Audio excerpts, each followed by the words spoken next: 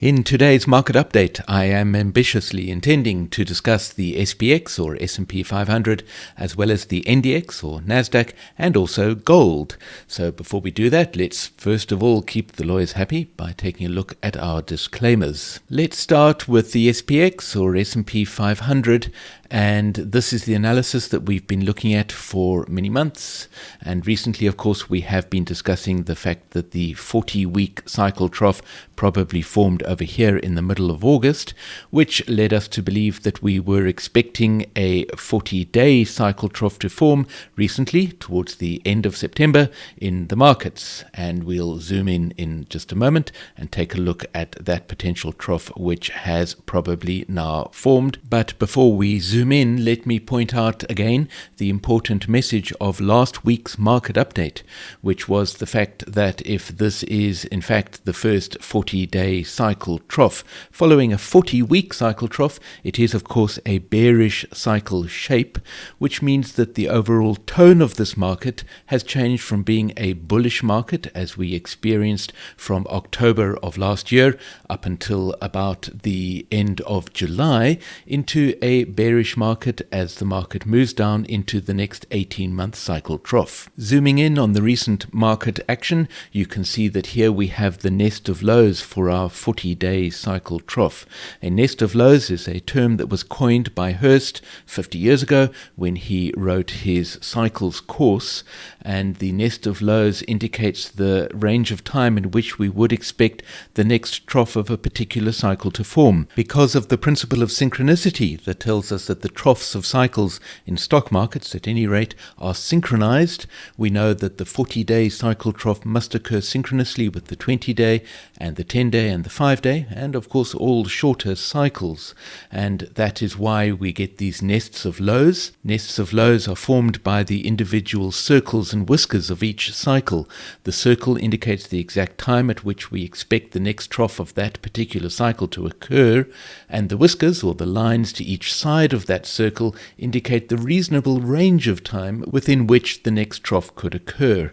The result are these nests of lows, and you can see the nest of lows for the 40-day cycle trough was centered on last week, and on Wednesday of last week we had a low price point, which is very probably the trough of the 40-day cycle forming.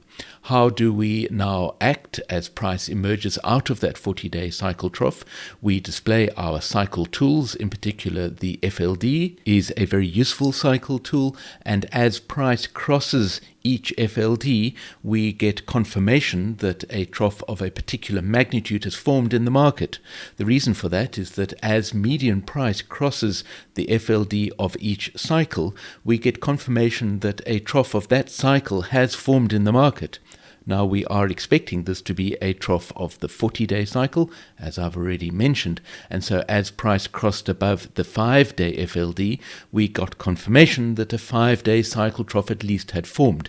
Well, that's fairly obvious. It was definitely of at least 5-day magnitude. This morning, and I'm recording this video before the US markets open, you can see that overnight trading has price just a little over the 10-day cycle FLD. We need to wait for the day's trading action to play out, but if price does cross above the 10-day cycle FLD, then we get confirmation that the trough is of at least 10-day magnitude. Of course, we're expecting it to be a trough of 40-day magnitude. If price then crosses above the 20-day cycle FLD, we have confirmation that the trough is of at least 20-day magnitude. Do we need to wait all the way until the 40-day cycle FLD? Let me quickly display that. There is the 40-day cycle FLD. So, do we need to wait until price crosses the 40-day cycle FLD before we are convinced that the magnitude of the trough is indeed 40 days? The answer to that question is an interesting one, and it is, in my opinion, one of the real powers of the Hurst cycles approach. The answer is no, we don't need to wait until price crosses the 40-day cycle FLD, and that is because of the principle of synchronicity. If price crosses above the 20-day cycle FLD, we know that this must be a trough of at least 20-day magnitude. But there was another 20-day cycle trough over here and one over here, as you can see. And so if this is the third 20-day cycle trough following a trough of 40-week magnitude, then confirmation that this is a 20-day cycle trough also tells us that it must be a 40-day cycle trough because of the principle of synchronicity. Now, you will know if you've been tracking these recent market updates in the S&P 500 that there is another possibility that the 40-week cycle trough occurred earlier. Let's take a quick look at that. Again, I discussed this possibility in last week's market update. Here is the potential 40-week cycle trough that formed in the middle of July. If that is the correct positioning for the 40-week cycle trough, then of course the trough that has formed recently or potentially formed last week was a trough of 80-day magnitude. The only difference this makes is that we might expect a slightly greater bounce out of this trough because of the fact that it is 1 degree of magnitude greater than the 40-day cycle trough that it is according to the other analysis. But bear in mind the bearish implications of this situation, which have a very bearish 80-day cycle having formed following the 40-week cycle trough, bearish implications which are more severe than the implications of the other analysis, which I have discussed in previous market updates. We've had some requests to discuss the NASDAQ in recent comments on the YouTube videos, and so here is the NASDAQ.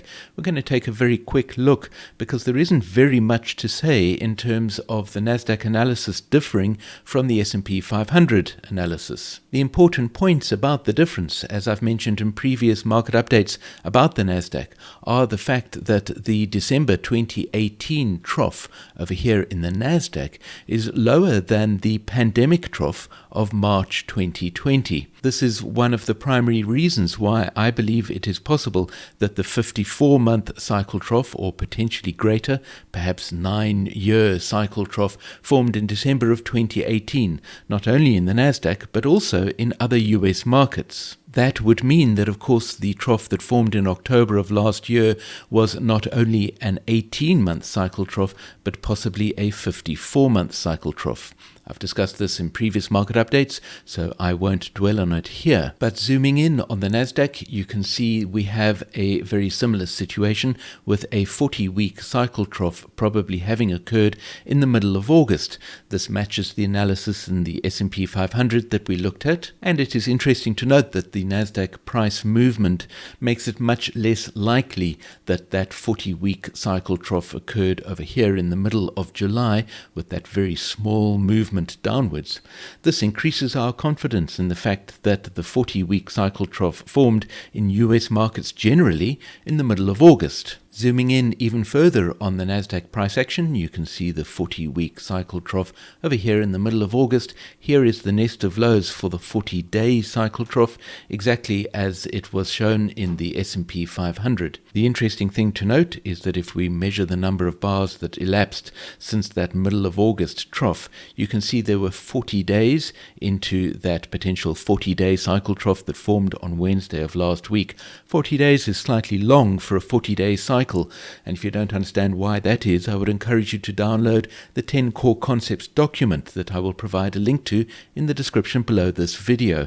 The average length of a 40-day cycle discovered by Hurst 50 years ago was 34 days, indicating that, of course, this 40-day cycle trough was expected to form perhaps about 6 days earlier than it actually did.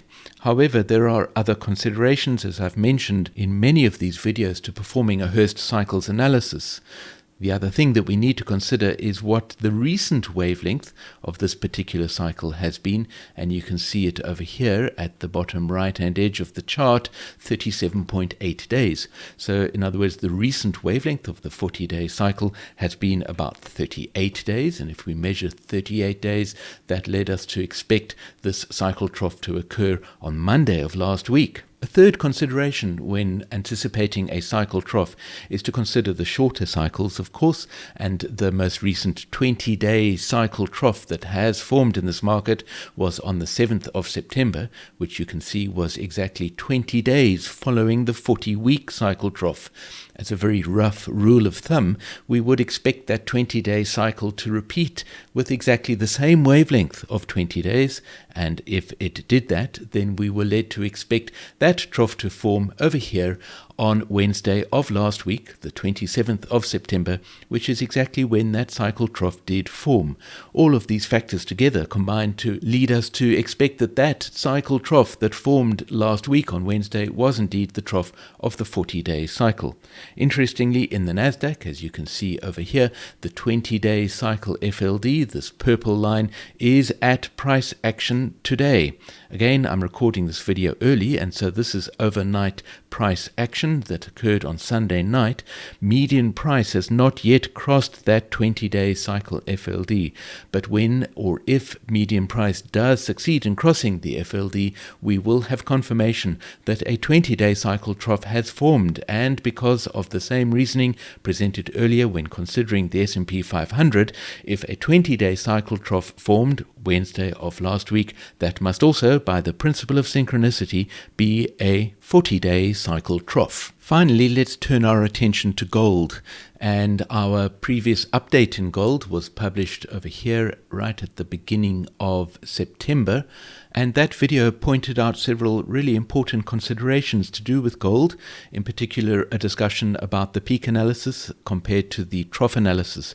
Instead of repeating all of that, I'm going to make sure that there is a link in this video so that you can click on that and just remind yourself of what the situation is with regard to gold. The important thing that I pointed out was the fact that the 18-month cycle had probably peaked over here at the beginning of May, providing us with a bearish implication for the price of gold to move downwards. That bearish influence finally manifested last week, of course, with this strong move down in gold, which was not unexpected. And there were several very clear signs on the way that we're going to look at in a moment to warn that that bearish influence was about to exert itself. First of all, let's quickly consider what happened in terms of the peaks. In our previous market update about gold, I pointed out that the 40-week cycle trough had formed here and that there was an 80-day cycle trough over here. That has not changed. As you can see in this analysis, we still have exactly the same troughs in those positions. This provided us with a bearish 80-day cycle, but it was not a very bearish 80-day cycle, and as I pointed out in the previous market update, we had a nest of highs for the 20-week cycle over here. And so gold needed to reach up and form a 20-week cycle peak. This is a very spread out nest of highs, as you can see, but the focus or the center of gravity, as I sometimes describe it in terms of this nest of highs, was certainly over here in about the 3rd week of September. This bar over here was indeed that 20-week cycle peak. The peak has not been marked in the analysis. Sentient Trader marks peaks by means of these triangles as opposed to diamonds that it uses to mark the troughs at the foot of the chart. The reason for that is simply because Hurst himself used triangles to mark the positions of peaks on his charts. The important thing as a Hurst analyst is not to focus on the diamonds and the triangles so much as to focus on these nests of highs and nests of lows, because the diamonds and the triangles are only placed once we have some confidence that the peak or the trough has formed. It is the ability to anticipate the peak or the trough that is important, not waiting until the confirmation. And so it seems very likely that the 20-week cycle peak has formed, and it formed right over there. In our previous market update about gold, I pointed out the fact that this 18-month cycle peak was a little early, and it was just possible that price might reach higher and form therefore a later 18-month cycle peak, which would occur over here. Clearly, that did not happen. It was only a possibility when we discussed it at the beginning of September, and it's a possibility that did not occur. As it was clear that that was not going to happen, we were standing by for some bearish market action, and we were rewarded last week with this strong move down. So let's zoom in and take a look at what actually happened following the beginning of September and the signs that the bear was beginning to take hold. The first piece of damning evidence against the bull market in gold is provided by the 80-day FLD. Now, the previous market update for gold was published over here on this bar right here, the point at which price was right up at the level of the 80-day FLD. In fact, I recorded that video, as I always do, before the US markets had opened, and at that point we had a bit of overnight price action that had caused price to come up above the 80-day FLD. You can see that in fact the entire day was spent above the 80-day FLD. We would usually take a look at the 80-day FLD on a weekly chart. So let's very quickly change the time scale of this chart. Here you can see on the weekly chart, price actually came up to the FLD but failed to cross above it. Not only for the first week of September, but also the second week of September. On the third week of September, over here, it managed to get across that 80-day FLD, but of course last week it dropped down below it again. Switching back to the daily chart then, here is our first piece of evidence. As I mentioned in the previous market update about gold, if price managed to get above the 80-day cycle FLD, it would generate a target to the upside for this 20-week cycle peak. Price clearly failed to get above the 80-day FLD. It did eventually manage to get above that FLD, as you can see over here in the second week of September. At that point, we could have generated a target. The target is calculated by measuring from the trough to the point at which price, or median price, crosses the FLD, which produced a very reduced target, as you can see. So whereas 2 weeks before that, in the first week of September, we were looking at a potential target. If median price had succeeded in crossing the 80-day FLD right up here at a level of about 1900, the much reduced target that was generated as a result of price crossing that 80-day FLD was only over here at a price of 1945, which is just about the price that was achieved at this high point over here. The next piece of evidence that the bear was taking hold was provided by the 20-week cycle FLD. Again, this is a cycle best viewed on the weekly chart, so we'll do that. And here you can see what actually happened and what has been playing out since the beginning of September. Price came up to the 20-week FLD, but far from median price managing to cross above the FLD, you can see that price tracked along the FLD. In other words, the high price and the low price of each bar straddled that FLD and continued to do so all the way until last week, when price finally gave up all hope of crossing that FLD and dropped down below it.